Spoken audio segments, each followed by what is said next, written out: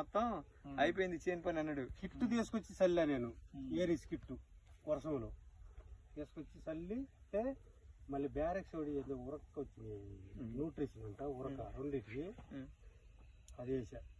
Competition 2 ఇచ్చాడు గుడ్లు. ఫిబ్రవరి 15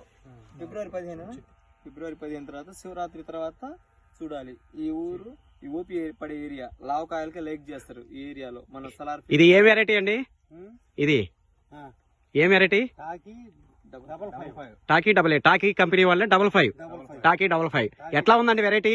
variety first లో నేను చూసినప్పుడు పెద్దగా ఏం అనిపించలేదు, కానీ తర్వాత దీనికి వచ్చేసరికి దీని సైజు కాయ సైజు కానీ ఏదైనా మార్పు వచ్చేసింది బాగా. వచ్చి ఇంకా ఇప్పుడే ఫుల్ కాపుకి వచ్చేసింది. ఈ కాపు నిలబడితే నాకు ఎకరానికి 25 క్వింటలు. ఈ కాపు ఒక్క కాపు నిలబడితే ఎకరానికి 25 అయింది. వేసుకోవచ్చు అంటారా ఈ వెరైటీని? ఈ వెరైటీని టాకీ 55 వేసుకోవచ్చా? చాలా ఫస్ట్ లో భయపడా నేను, కొత్త ఇత్తనం కదా, కొత్త ఇత్తనం ఎవరైనా భయం ఉంటదిలేండి. భయపడ్డ తర్వాత ఏం జరిగిందంటే ఇంకా నాకు కొంచెం అసలు ముందు మన పని మనం చేయాలి కదా, మనం చేయకపోతే ఎట్లా? వర్షాలు ఎక్కువ పడేసరికి దానికి ఇది బాగా దెబ్బతినేసింది.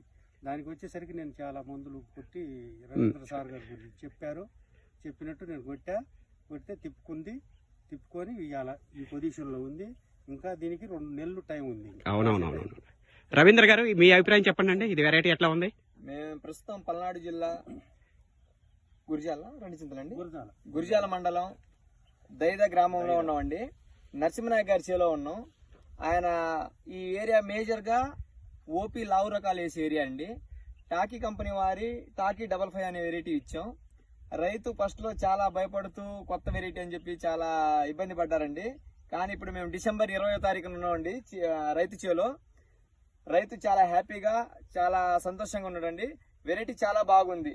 చీడపీడలను తట్టుకొని భయంకరంగా ఈ సంవత్సరంలో కురిసిన తుఫాన్లు కూడా తట్టుకొని వెరైటీ బాగా నిలబడ్డదండి. ఇంకొక నెల తర్వాత